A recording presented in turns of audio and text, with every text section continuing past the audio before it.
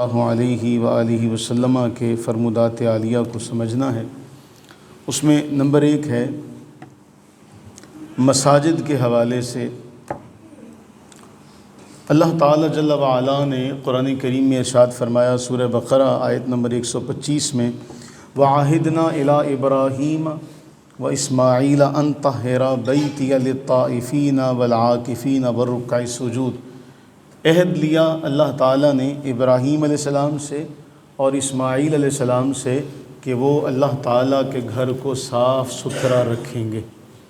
اس آیہ مبارکہ کے تحت مفسرین یہ لکھتے ہیں کہ اللہ کے گھر کی صفائی ستھرائی یہ اللہ تعالیٰ نے 2 عظیم الشان جو ہستیاں ہیں، حضرت ابراہیم اور حضرت اسماعیل علی نبینا و علیہم السلام، ان سے یہ عہد لیا کہ اللہ کے گھر کو صاف رکھیں گے۔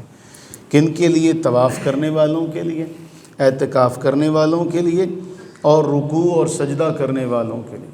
یعنی آپ کے ذہن میں اگر یہ مغالطہ پیدا ہو کہ جی حرم میں طواف ہوتا ہے اور کسی جگہ طواف نہیں ہوتا، تو اللہ تعالیٰ نے سب عبادتوں کا ذکر کر دیا کہ طواف کرنے والے، اعتکاف بیٹھنے والے، اور رکوع اور سجدہ کرنے والے۔ تو باقی مساجد میں اعتکاف بھی ہوتا ہے اور رکوع و سجدے کا بھی اہتمام ہوتا ہے نمازوں میں۔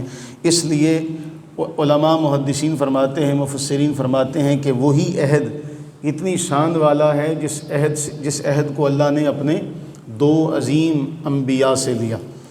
دوسرا، سورہ توبہ کی آیت نمبر 18 میں اللہ تعالیٰ جل وعلا نے ارشاد فرمایا کہ مساجد کی تعمیر صرف ایمان والے کرتے ہیں۔ انما یعمر مساجد اللہ، انما کلمہ حصر ہے، گرامر کے اعتبار سے اپنے بعد والے سارے جملے کو اپنے احاطے میں لے لیتا کہ صرف اور صرف مسجد کی تعمیر وہی لوگ کرتے ہیں جو اللہ تعالیٰ پر اور یوم آخر پر ایمان رکھتے ہیں، نماز قائم کرتے ہیں، زکوٰۃ ادا کرتے ہیں۔ انہی لوگوں سے اللہ تعالیٰ یہ خدمت جو ہے وہ لیتا۔ تیسرا، اس میں سورہ اعراف کی ایک آیہ مبارکہ بہت اہم ہے جس میں اللہ تعالیٰ فرما رہا ہے، یا بنی آدم خذوا زینتکم عند کل مسجد۔ اب اس آیت کے تحت جو ہمیں سبق ملتا ہے کہ بنی آدم کو سبق حکم ملا کہ جب اللہ کے گھر جائیں تو سج سنور کر جائیں، جب اللہ کے گھر جائیں تو سج سنور کر جائیں، اس لیے کہ جو اللہ تعالیٰ نے نعمت آپ کو عطا فرمائی ہے اس کا اثر نظر آنا چاہیے، اور خاص طور پر تب جب آپ اللہ کے حضور حاضر ہو رہے ہیں۔ اسی لیے علماء نے یہ لکھا اپنی کتابوں میں کہ جب اللہ کے گھر انسان جائے تو اس کا لباس صاف ستھرا ہونا چاہیے، وہ خود پاک ہونا چاہیے، ہر اعتبار سے نفیس ہونا چاہیے، اس لیے کہ اللہ کے نبی علیہ السلام، ایک حدیث ہم نے کئی بار پڑھی، اللہ کے نبی علیہ الصلوۃ و تسلیم فرما رہے تھے، مفہوم عرض کر رہا ہوں، کہ تکبر کے حوالے سے کہ جس کے دل میں رائی کے دانے کے برابر بھی تکبر ہوا وہ جنت میں داخل نہیں ہو سکے گا۔ وہاں ایک شخص نے عرض کیا کہ یا رسول اللہ صلی اللہ علیہ وسلم، ایک شخص یہ چاہتا ہے کہ اس کا لباس اچھا ہو، اس کی جوتی اچھی ہو، کیا یہ بھی تکبر کے ضمن میں آتا ہے؟ یہ بھی تکبر کے زمرے میں آتا ہے؟ تو نبی سرور عالم صلی اللہ علیہ وآلہ وسلم نے ارشاد فرمایا، نہیں، تکبر یہ ہے کہ لوگوں کو اپنے سے کم تر سمجھا جائے، حق بات کا انکار کیا جائے، یہ سجنا سورنا۔ تو فرمایا ان اللہ جمیل ویحب الجمال، اللہ تعالیٰ جمیل ہے، جمال کو پسند فرماتا ہے۔ تو جب اللہ کے گھر ہم جائیں تو جیسے آپ دنیا میں عارفین کاملین تو یہاں بڑا اہم نقطہ بیان کرتے ہیں کہ جب کسی اپنے پیارے سے ملنے جانا ہو، محبوب سے ملنے جانا ہو، تو ہم کتنا اہتمام سے تیار ہو کر جاتے ہیں۔ تو اللہ تعالیٰ جو خالق و مالک ہے، جو سب کچھ عطا کر رہا ہے، جب اس کے حضور حاضر ہو رہے ہیں تو آپ اندازہ کریں ہم وہ کام کاج کے کپڑوں میں۔ دوسرا، میرے جو بچے ہیں، نوجوان طبقہ، وہ ٹراؤزر شرٹ میں، ٹی شرٹ میں آ جاتا ہے، جب سجدے میں جاتے ہیں تو جسم جو ہے وہ نظر آ رہا ہوتا۔ یہ بے لباسی جو ہے یہ قرآن کی اس آیہ مبارکہ سورہ اعراف کی آیت نمبر 31 کے خلاف بالکل اس سے ٹکرا رہی ہے کہ اللہ فرما رہا ہے، اے بنی آدم مسجد میں جب نماز کے لیے آؤ تو خذوا زینتکم، زینت اختیار کرو۔ اللہ کیا فرما رہا ہے؟ زینت اختیار کرو۔ اور آپ کسی اپنے دوست سے ملنے جائیں ہم نے دیکھا بعض جگہوں پر یہ لکھ کر لگایا ہوا ہے کہ جی یہاں پہ ایسے لباس میں داخلہ منع ہے، بعض اداروں میں یہ لکھ کر لگا ہوا ہے کہ یہاں پر ایسے لباس میں آپ داخل نہیں ہو سکتے۔ بعض کالجز میں پابندی ہے کہ جی اگر جو پروفیسر ہے وہ پڑھانے کے لیے آئے گا تو وہ قمیض شلوار کے ساتھ واسکٹ پہن کر آئے گا اور جینز کی پینٹ پہن کر نہیں آئے گا، کیونکہ یہ عام لباس میں نہیں آتی۔ یعنی اساتذہ کے لیے انہوں نے یہ پابندی لگائی ہوئی ہے کہ کالج کا یہ لباس نہیں ہے۔ تو ہم عقل و شعور والے ہیں، اس بات کو بخوبی جانتے ہیں کہ اللہ کے گھر کا بھی کوئی آداب ہے نا، پھر اللہ تعالیٰ کے گھر کے بھی آداب ہیں۔ انہی آداب میں سے بصد معذرت ہاتھ جوڑ کر اگر میری بات آپ میں سے کسی کے دل پر گراں گزرے، پیشگی معذرت، اسی لیے آپ ٹوپی عالی شان پہنیں، آپ امامہ سر پہ پہنیں، کوئی کچھ نہیں کہے گا، یار کیا کر لے گا کوئی۔ ہم لوگوں کا خیال کرتے ہوئے ہمارے علماء لکھتے ہیں، آپ ہماری فتاویٰ کی کتابیں اٹھا کر دیکھیں، چاہے اہل حدیث علماء ہوں چاہے اہل سنت کے علماء ہوں، سارے علماء یہ لکھتے ہیں کہ ہمارے پنجاب کا کلچر ہے، آج ہمیں وہ بزرگ جو ہیں وہ ہم میں سے ایک ایک کر کے جا رہے جو سروں پر صافہ باندھا کرتے تھے۔ اور گزشتہ دنوں ایک تصویر تھی جو بہت پرانی تصویر کسی انگریز کی طرف سے سوشل میڈیا پر آئی کہ لاہور کے کسی بازار کی وہ تصویر تھی، بہت پرانی تصویر۔ تو اس تصویر کے نیچے ایک بات نوٹ کی گئی کہ آپ یہ دیکھیں کہ اس تصویر میں جتنے بھی لوگ ہیں بازار میں ہیں لیکن ننگے سر کوئی نہیں۔ اور یہ بات اہل حدیث عالم دین نے اپنے فتاویٰ میں لکھی کہ ایک دور ایسا تھا، یعنی اس بات سے وہ بھی پریشان ہیں، اہل حدیث علماء بھی اس بات سے پریشان ہیں کہ بھی معاشرے میں لوگ جو ہے، انہوں نے لکھا کہ عام معاشرے میں بھی لوگ ننگے سر نہیں پھرتے تھے۔ ہمارا تو پنجاب کا کلچر یہ تھا، تو کاش ایسا ہو جائے کہ سر پہ جو ہے وہ صافہ باندھنے کا، امامہ باندھنے کا، ہمارے جو آپ بچے ہیں اس کا ذوق اختیار کر لیں۔ نہیں ہے تو دوسرا کم از کم ٹوپی عالی شان ہونی چاہیے۔ عرصہ دراز سے ہمارے ہاں وہ پلاسٹک والی ٹوپیاں نہیں ہم نے رکھی۔ کیوں نہیں رکھی؟ اس پہ کبھی کبھی ایسا بھی ہوتا ہے کہ جو نو وارد آئے، نیا آئے، اس سے کچھ نہ کچھ باتیں سننے کو بھی مل جاتی ہیں کہ تمہاری مسجد میں ایسا انتظام ہی نہیں ہے، کوئی نیا آدمی آتا تو وہ ادھر دیکھ ادھر دیکھ۔ اچھا، وہ اس ٹوپی میں اس کا جو حال کرتے ہیں آپ سارے جانتے ہیں، وہ ایک جگہ ٹوکری میں رکھی ہوتی ہے، وہاں سے وہ اٹھائی، جاتے ہوئے دور سے نشانہ لگا کے اس کو پھینک کے چلے گئے، وہ ہر ایک نے لی ہوتی ہے۔ کیا گھروں میں بھی آپ ایسا ہی کرتے ہیں؟ آپ کے گھر میں ہر ایک کے لیے علیحدہ علیحدہ چیزیں مقرر ہوتی ہیں، تو اللہ کے گھر میں آ رہے ہیں اور یعنی یہ کوئی یعنی ہم اس کے لیے کیا کر لیتے ہیں؟ آپ آ گئے ہیں تو آپ ننگے سر پڑھ لیں۔ وہ جو مانگے کی ٹوپی ہے نا، اس سے بہتر ہے کہ آپ ننگے سر ادا کر لیں۔ یعنی وہ میلی کچیلی ٹوپی، وہ پلاسٹک کی ٹوپی یا وہ کھجور کی شاخ کی بنی ہوئی ٹوپی جو ہے، جسے اور پھر کئیوں نے اس حد درجہ کام کیا کہ ٹوپیاں لے کے ان کے اوپر مسجد لکھ دیا، تو آپ اس ٹوپی کو پہن کے اللہ کے حضور عبادت کے لیے حاضر ہیں، جبکہ آپ اپنے کسی عزیز کے ہاں جائیں، کسی دوست کے ہاں جائیں تو آپ کبھی ایسا نہیں ہوتا کہ کوئی چیز بھول جائیں۔ یہ ہماری تربیت ہے نا، ہم نے بچپن سے اپنے بچوں کو یہ سبق نہیں سکھایا۔ اب جب نہیں سکھایا تو بچہ ہمارا اس بات سے شرماتا ہے اور وہ اس کا خیال نہیں کرتا۔ کوئی نہیں، ٹھیک ہے، اگر ہم نے بچپن سے اس کو یہ سبق سکھایا ہو کہ کہاں جا رہے ہو، آپ دیکھیں ہمارے اسکول کا لباس ہے، اس میں غیر ضروری چیزیں بھی ہیں، مثلا ٹائی جو ہے اس کا کوئی فائدہ، کوئی فائدہ، کسی کام آتی ہو، لیکن اہتمام سے اس کو لگایا جاتا ہے۔ کیوں لگایا جاتا ہے؟ وہ لباس ہے۔ تو یہی اعمال ہم اللہ کے گھر جب آ رہے ہیں، جب کہ اللہ نے ہمیں حکم دیا ہے کہ اے آدم کے بیٹو خذوا زینتکم عند کل مسجد، جب بھی نماز کا وقت ہو، مسجد میں جانا ہو، نماز کی ادائیگی کا وقت ہو تو زینت اختیار کیا کرو۔ کیا کیا کرو؟ اس میں ایک حدیث پاک ہے، اس کا مفہوم عرض کرتا چلوں۔ ایک صحابی سے کسی نے سوال کیا تھا کہ جی میرے پاس 2 چادریں ہیں، اور اس زمانے میں صرف چادریں ہوتی تھیں، انسلی چادریں، ان چادروں کو باندھا جاتا تھا عام طور پہ۔ قمیص شلوار ہمارے دور کی طرح نہیں ہوتا تھا، ہمارے پاس سلوکہ ہے، بنیان ہے، اوپر سے پھر قمیض ہے، پھر شلوار ہے یا چادر ہے۔ اس دور میں 2 انسلی چادریں ہوتی تھیں۔ تو پوچھا گیا کہ جی میں جب نماز پڑھنے جاؤں تو 2 چادروں میں جاؤں یا 1 چادر میں؟ تو صحابی نے سوال کیا کہ جب تم کسی سے ملنے جاتے ہو تو 2 چادروں میں جاتے ہو کہ 1 چادر میں؟ عرض کرنے لگے جی 2 چادروں میں۔ فرمایا کہ اللہ تعالیٰ اس بات کا زیادہ حقدار ہے کہ اس کی بارگاہ میں 2 چادروں کے ساتھ جایا جائے۔ تو سجنا سنورنا، اگر ہم سجتے سنورتے تو اس قدر سجتے سنورتے ہیں کہ وہ دلہا جو ہے نا پھر وہ شادی سے پہلے مسجد میں آتا ہے۔ وہ بیچارے کئی ایسے ہوتے ہیں کہ وہ وضو بھی نہیں کرتے۔ اللہ مان والحفیظ، بہرحال اللہ تعالیٰ ہمیں محفوظ فرمائے۔ مستدرک حاکم کی حدیث نمبر ہے 2149۔ حدیث کا مفہوم عرض کروں، نبی سرور عالم صلی اللہ علیہ وآلہ وسلم سے سوال کیا گیا کہ کون سی وادی، کون سا زمین کا ٹکڑا بہتر ہے؟ کون سا زمین کا ٹکڑا؟ فرمایا میں نہیں جانتا کہ کون سا زمین کا ٹکڑا بہتر ہے اور کون سا جو ہے وہ بہتر نہیں ہے۔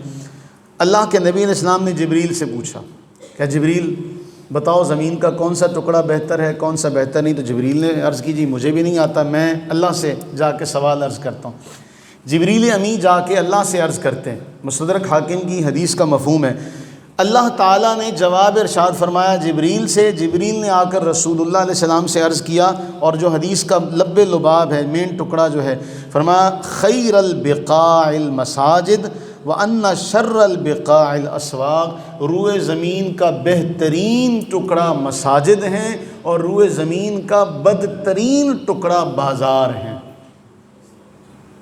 بازار بدترین کیوں ہے؟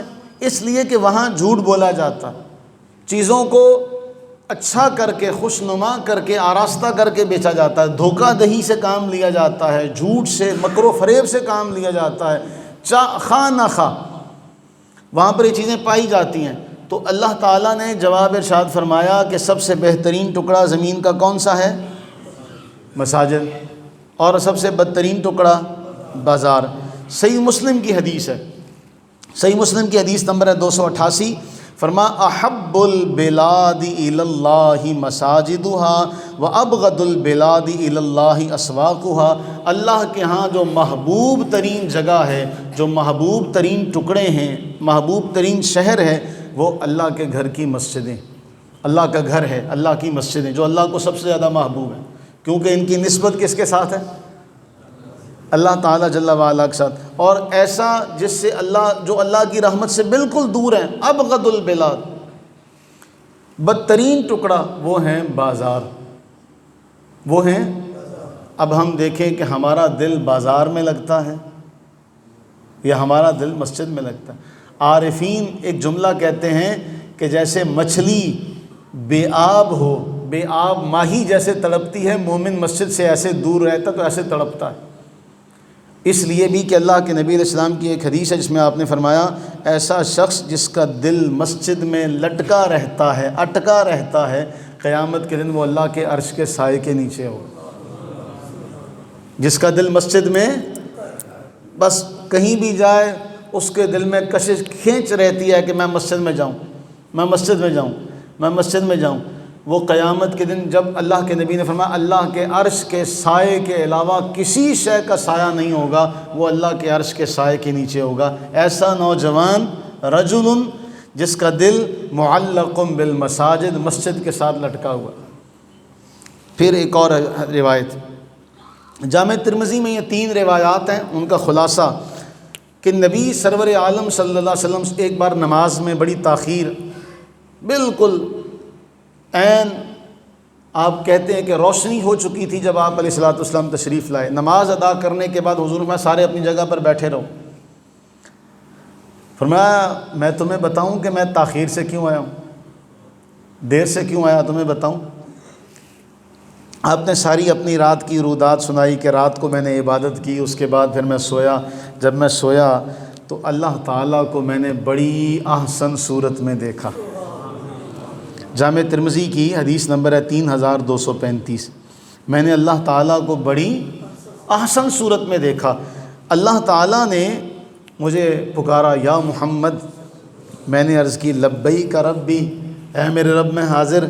فرمایا اے محبوب، مفہوم حدیث عرض کر رہا، اے محبوب فرشتے بھلا کس چیز کے بارے میں بحث کر رہے ہیں؟ مکرم فرشتے کس چیز کے بارے میں بحث کر رہے ہیں؟ اللہ کے نبی علیہ الصلوۃ والسلام فرماتے ہیں کہ میں نے عرض کی یا اللہ میں نہیں جانتا کہ مقرب فرشتے کس چیز کے بارے میں بحث کر رہے ہیں، مجھے کیا خبر اس کی؟ تو 3 بار ایسا ہوا کہ اللہ تعالیٰ جل وعلا نے سوال کیا، میں نے عرض کی جی میں نہیں جانتا۔ اب حضور فرماتے ہیں اللہ تعالیٰ نے اپنا دست قدرت جو اس کی شان کے لائق ہے اللہ تعالیٰ نے میری پشت پر رکھا، میں نے اس کی ٹھنڈک کو اپنے سینے میں محسوس کیا، دونوں کاندھوں کے درمیان رکھا، دونوں کاندھوں کے درمیان کہ مجھے اس کی ٹھنڈک محسوس ہوئی، دونوں کاندھوں کے درمیان اپنا دست مبارکہ جو اس کی شان کے لائق ہے رکھا، میں نے اس کی ٹھنڈک کو محسوس کیا اپنے سینے میں۔ اب وہ دست مبارکہ کی برکت یہ ہوئی فَتَجَلَّى لِي كُلُّ شَيْءٍ وَعَرَفْتُ، ہر شے میرے لیے ظاہر ہو گئی اور میں نے ہر شے کو جان لیا۔ کلو شیء، ہر شے مجھ پر منکشف ہو گئی، تجلی ظاہر ہو گئی، میں نے پہچان لیا۔ اب رب نے مجھ سے پوچھا بتاؤ اے حبیب صلی اللہ علیہ وسلم، بتاؤ فرشتے کس بات کے بارے میں جھگڑا کرتے ہیں؟ تو میں نے عرض کی ایسی باتیں جو گناہوں کو مٹانے کا ذریعہ بنتی ہیں، کفارات کے بارے میں۔ وہ کفارات کیا ہیں؟ جماعت کے لیے چل کر جانا، مشی الاقدام الی الجماعات، جن سے گناہ مٹتے ہیں، جن امور سے گناہ مٹتے ہیں ان میں پہلا کون سا ہے؟ مسجد جماعت کے لیے جانا، جماعت کے لیے جانا۔ دوسرا والجلوس فی المساجد بعد الصلوات، اور نماز کے بعد بھی مساجد میں بیٹھے رہنا۔ آپ بیٹھے ہوئے ہیں، نماز ہو چکی ہے اور آپ بیٹھے ہوئے ہیں۔ والجلوس فی المساجد بعد الصلوات، نماز کے بعد بھی مساجد میں بیٹھنا، ان سے کیا ہوتا ہے؟ گناہ مٹتے ہیں۔ وَإِسْبَاغُ الْوُضُوء، وضو کا پورا کرنا مشقت کے دنوں میں، ان ساری باتیں۔ اور اس کے بعد کس بات کے بارے میں؟ کہ جو جن سے درجات بڑھتے ہیں، بھوکوں کو کھانا کھلانا، نرمی سے کلام کرنا، سلام کا عام کرنا، اور اس وقت نماز پڑھنا جب لوگ سو رہے ہوں۔ اس روایت کے آخر میں اللہ کے نبی علیہ الصلوۃ والسلام نے فرمایا یہ حق ہے، یہ حق ہے، اس کو عام کرو، اس کی تعلیم دو، اس کو عام کرو، اس کی تعلیم دو۔ تو اس روایت سے بھی پتہ چلا کہ مسجد کی اہمیت اسلام میں کس قدر ہے۔ اور کچھ باتیں مسجد کے آداب کے حوالے سے ہیں، وہ مختصراً عرض کرنے کے بعد دوسرے مسئلے کی طرف آؤں گا۔ دعا جو ہے نا، ہم نے صرف ایک دعا یاد کی ہوئی ہے، اللہم افتح لی ابواب رحمتک اور اللہم انی اسألک من فضلک، یہی دعا ہمیں یاد ہے۔ اس کے علاوہ وہ دعا تو خیر یاد نہیں ہو سکتی، وہ ایک ہی مجلس میں میں کوشش کروں گا کہ ان کا پرنٹ نکال کر دے سکوں آپ کو، تو آپ ان کو یاد کرنے کی کوشش کریں۔ آداب میں اللہ کے نبی علیہ الصلوۃ والسلام کی حدیث ہے باقاعدہ طور پہ، اور مستدرک حاکم میں سے نقل کیا گیا۔ انس بن مالک کہتے ہیں کہ فرمایا من السنہ، یہ بات سنت سے ہے، اذا دخلت المسجد، کہ جب تم مسجد میں آؤ تو ان تبدأ برجلک الیمنی، آغاز کرو اپنے دائیں پاؤں سے، وَإِذَا خَرَجْتَ، اور جب تو نکلے ان تبدأ برجلک الیسریٰ، تو پہلے کیا نکال؟ یمین دائیں کو کہتے ہیں اور یسار بائیں کو کہتے ہیں، تو یمنا دایاں پاؤں اور یسریٰ بایاں پاؤں، کہ جب مسجد میں آؤ تو پہلے دایاں پاؤں رکھو، جب مسجد سے نکلو تو پہلے بایاں پاؤں رکھو۔ اب وہ جو دعائیں ہیں نا، ان دعاؤں کا اپنے ذہنوں میں معنی اور مطلب یاد کر لیجئے گا۔ جامع ترمذی میں، سنن ابو داؤد میں، ابن ماجہ میں حدیث ہے کہ رسول اللہ صلی اللہ علیہ وسلم جب مسجد میں داخل ہوتے تو آپ پڑھتے بسم اللہ والسلام علی رسول اللہ، اللہم اغفر لی ذنوبی وافتح لی ابواب رحمتک۔ یہ اللہ کے نبی علیہ السلام کی دعا تھی، بسم اللہ والسلام علی رسول اللہ، آپ دیکھیے کہ کوئی ایک ایسی جگہ نہیں جہاں حضور نے آپ کو اپنی ذات کی طرف ہمیشہ رکھا نہ ہو کہ مجھ پر درود پڑھتے رہنا۔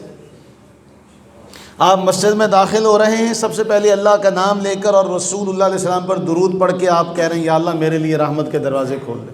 تو آپ اپنی زبان میں مسجد سے پہلے درود پاک پڑھیں اور اللہم افتح لی ابواب رحمتک کہہ کے مسجد میں داخل ہو جائیں، یہ تو کر سکتے ہیں نا۔ دوسرا، جب نکلتے بسم اللہ والسلام علی رسول اللہ، اللہم اغفر لی ذنوبی وافتح لی ابواب فضلک، یہ سنن ابن ماجہ کی حدیث ہے۔ تو اللہ کے نبی علیہ الصلاۃ والتسلیم سے یہ ہے کہ جب آپ مسجد میں داخل ہوتے تو پہلے سلام کا ایک آپ نے دیا، ہمیں تعلیم دی۔ سنن ابو داؤد کے اندر ہے کہ آپ جب مسجد میں داخل ہوتے تو آپ یہ دعا پڑھتے، اعوذ باللہ العظیم وبوجہہ الکریم وسلطانہ القدیم من الشیطان الرجیم۔ یہ جو خطبہ جمعہ ہوتا ہے نا، جو دوسرا اس کا خطبہ ہوتا ہے، اس میں اعوذ باللہ ہم اس طرح پڑھتے ہیں۔ اگر آپ اپنی یادداشت کو تھوڑا سا کھنگالیں، اعوذ باللہ العظیم وبوجہہ الکریم وسلطانہ القدیم من الشیطان الرجیم۔ اب اس دعا کا نتیجہ کیا ہے؟ اللہ کے نبی علیہ السلام نے فرمایا، سنن ابو داؤد کی حدیث نمبر ہے 466، کہتے جب یہ بندہ پڑھتا ہے نا اور یہ پڑھ کر مسجد میں داخل ہوتا ہے، قال الشیطان حفظ منی سائر الیوم، شیطان کہتا ہے یہ سارے دن کے لیے مجھ سے محفوظ ہو گیا، یہ سارے دن کے لیے مجھ سے محفوظ ہو گیا۔ مسجد کے آداب کے حوالے سے، مسجد میں ایسی شے بو والی پیاز، لہسن، گندنا یہ کھا کر آنے سے اللہ کے نبی صلی اللہ علیہ وسلم منع فرمایا، صحیح مسلم کی حدیث نمبر ہے 564۔ اس کے تحت پھر ہے کہ ایسی کوئی بھی شے جس سے اذیت ہوتی ہے دوسرے کو، فرمایا ان سے فرشتوں کو بھی اذیت ہوتی ہے۔ تو اس طرح میں نے اس پر آپ سے ذکر کر دیا تھا کہ خوشبو بھی ایسی جس سے اگلے کو اذیت نہ ہو، اگلے کا سر درد نہ کرے، یہ بھی ذہن میں رہے۔ سیدی اعلیٰ حضرت رحمہ اللہ تعالیٰ کا ایک جملہ، ایک انفرادی جو معاملہ ہے بڑا اہم ہے کہ سیدی اعلیٰ حضرت نے مسجد کے آداب کی تلقین کس قدر فرمائی۔ اس دور میں ایک نواب صاحب تھے، پرانے دور میں آپ جانتے ہیں ہم نے اپنے ہوش میں کراچی میں دیکھا کہ لاٹھی کا عام رواج تھا، لاٹھی کا اور اچکن وغیرہ کا، اب تو ختم ہو چکا ہے، شیروانی کا اچکن کا، کیونکہ ہندوستانی لباس ہے یہ۔ تو ایک نواب مسجد میں آیا کرتے تھے، تو کہا یہ جاتا ہے کہ جب وہ نواب صاحب مسجد میں نماز پڑھنے کے لیے آئے، اچھا میں نے ایک مسجد ایسی بھی اللہ تعالیٰ محفوظ فرمائے، ایسی دیکھی، ہمیں ایسے ماحول سے اللہ محفوظ رکھے، اس میں وہ مصلے بچھے ہوئے تھے۔ وہ میں نے پوچھا کہ یہ مصلے بچھائے ہوئے ہیں اس کا مقصد کہ جی وہ جو اس مسجد کے کرتا دھرتا ہے نا، یہ ان کا مصلی، انہوں نے آنا تو یہاں پہ بیٹھنا ہے، وہ لیٹ بھی آ جائیں تو ان کی جگہ پہ کوئی نہیں بیٹھے گا، کیونکہ جی خرچہ چوک دے مسجد نو فنڈ دیں دے۔ تو ہمارے ہاں بھی یہ معاملہ ہے کہ اگر آپ کو اللہ نے یہ توفیق دی ہے تو اس ہاتھ سے دیں، اس کو خبر نہ ہو۔ اگر آپ نے سارا اجر یہیں پہ لے لیا تو ہو سکتا ہے سب کچھ یہاں مل گیا، وہاں آپ نے اپنے لیے کچھ محفوظ ہی نہ کیا ہو۔ پھر تو کوشش یہ کیا کریں کہ اللہ کے نبی نے فرمایا اس ہاتھ سے دیں اور اس ہاتھ کو پتہ نہ چلے۔ اور میں جو بار بار کہا کرتا ہوں کہ ایسا کھاتا ضرور کھولیں اپنا جس میں صرف آپ کو پتہ ہو اور آپ کے رب کو پتہ۔ اچھا، انہوں نے چھڑی جو ان کے پاس تھی نا، وہ ایسے ہی کھڑے کھڑے مسجد کے فرش پہ گرا دی۔ سارے اس کی آواز سن کے متوجہ ہو گئے اس طرف کہ نواب صاحب نے اپنی چھڑی کھڑے کھڑے پھینک دی ہے۔ تو سیدی اعلیٰ حضرت نے فرمایا، نواب صاحب مسجد میں زور سے قدم رکھ کر چلنا منع ہے، پھر آپ نے چھڑی کو اتنی زور سے زمین پر ڈالا۔ تو کہتے ہیں کہ نواب صاحب نے وعدہ کیا کہ انشاءاللہ آئندہ ایسا نہیں ہوگا۔ تو مسجد کے آداب میں یہ بات جو ہے وہ ہمیں اپنے ذہنوں میں رکھنی چاہیے کہ یہ مسجد کے آداب ہیں۔ دوسرا مسئلہ مختصراً عرض کروں گا، صف بندی کا۔ اس حوالے سے بہت فقدان ہیں ہمارے ہاں، اور ہمارے ہاں اس حوالے سے اتنا نہیں معاملہ کیا جاتا۔ میں صرف حدیثوں کا نمبر اور مختصراً حدیث ہے۔ سنن ابو داؤد کی حدیث ہے، اللہ کے نبی علیہ السلام نے فرمایا جو شخص صف ملائے گا اللہ اسے اپنی رحمت سے ملا لے گا۔ صحیح بخاری کی حدیث ہے، اللہ کے نبی علیہ السلام نے فرمایا اپنی صفوں کو برابر کیا کرو، صحیح بخاری کی ایک اور حدیث میں ہے، اللہ کے نبی علیہ السلام نے فرمایا اے لوگو اپنی صفوں کو سیدھا رکھو، اپنی صفیں سیدھی رکھو، اپنی صفوں کو برابر رکھو، اگر تم نے اپنی صفوں کو سیدھا نہ کیا تو اللہ تعالیٰ تمہارے دلوں میں اختلاف ڈال دے گا، تمہارے دلوں میں اختلاف ڈال دے گا۔ اس لیے باہم مل کر کھڑے ہونا چاہیے۔ ہمارے ہاں اس کا فقدان ہے کہ ہم صف میں مل کر نہیں کھڑے ہوتے، ہمارے ہاں آپس میں کتنا ہی خلا جو ہے وہ باقی رہتا ہے۔ اور ایک سب سے اہم بات سنن ابو داؤد میں یہ ہے کہ پہلی صف کو پورا کرو۔ بعض فقہاء نے اس پر لکھا کہ جب تک پہلی صف مکمل نہ ہو تب تک دوسری صف میں کھڑے ہونا جائے، علماء نے جائز نہیں لکھا۔ تو آپ یہ اندازہ کریں ہمارے یہاں پیچھے بیٹھنے کو لوگ پسند کرتے ہیں۔ یہ بھی حدیث سن لیں، اللہ کے نبی علیہ السلام نے فرمایا، صحیح مسلم کی حدیث ہے، فرمایا لوگ ہمیشہ صف سے پیچھے جاتے رہیں گے۔ جمعے میں ایسا ہی ہوتا ہے، جمعے میں ایسا ہی ہوتا ہے کہ لوگ صف سے پیچھے جاتے رہیں گے یہاں تک کہ اللہ تعالیٰ جل وعلا بھی ان کو اپنی رحمت سے پیچھے کر دے گا۔ جیسی عادت اپناؤ گے جب تم اللہ کی رحمت کی طرف پانے کی کوشش کرو گے۔ اسی لیے فرمایا کہ پہلی صف کے لیے اللہ کے نبی علیہ السلام 3 بار دعا مغفرت مانگا کرتے تھے۔ پہلی صف کے لیے کتنی بار؟ 3 بار، اور دوسری صف کے لیے 1 مرتبہ۔ اور پھر اللہ کے نبی علیہ السلام کی ایک اور حدیث ہے صحیح بخاری اور صحیح مسلم کی، فرمایا لوگوں کو اذان کا پہلی صف کے ثواب کا پتہ چل جائے تو سوائے قرآن اندازی کی اور کوئی صورت نہ رہے، کہ قرآن اندازی کرنی پڑے کہ میں نے کھڑے ہونا ہے، میں نے اذان دینی۔ ہمارے ہاں ہمارے کچھ بزرگ ہیں جو سارا سال وقت پر آتے ہیں، اذان دیتے ہیں، تو رمضان میں تو جب ثواب لینے کا زیادہ موقع ان کے لیے ہوتا ہے جنہوں نے پہلے پورے 11 ماہ پابندی کے ساتھ اللہ کے گھر میں آ کر صبح اذان دی ہے، لوگوں کو بلایا ہے۔ اب کوئی میرے جیسا آ جائے اور کہا جی میں دینی ہے، تو جو 11 ماہ سے آ رہے ہیں، جو وقت پر آ رہے ہیں، پھر ان کا بڑا پن ہے اگر وہ اجازت دے دیں، ان کا بڑا ظرف ہے اگر وہ اجازت دے دیں، لیکن حق پہلے ان کا ہے کہ ان سے پوچھا جائے کہ بھائی آپ اجازت دیں تو میں آپ کی اجازت سے اذان دینا چاہتا ہوں، دے دوں۔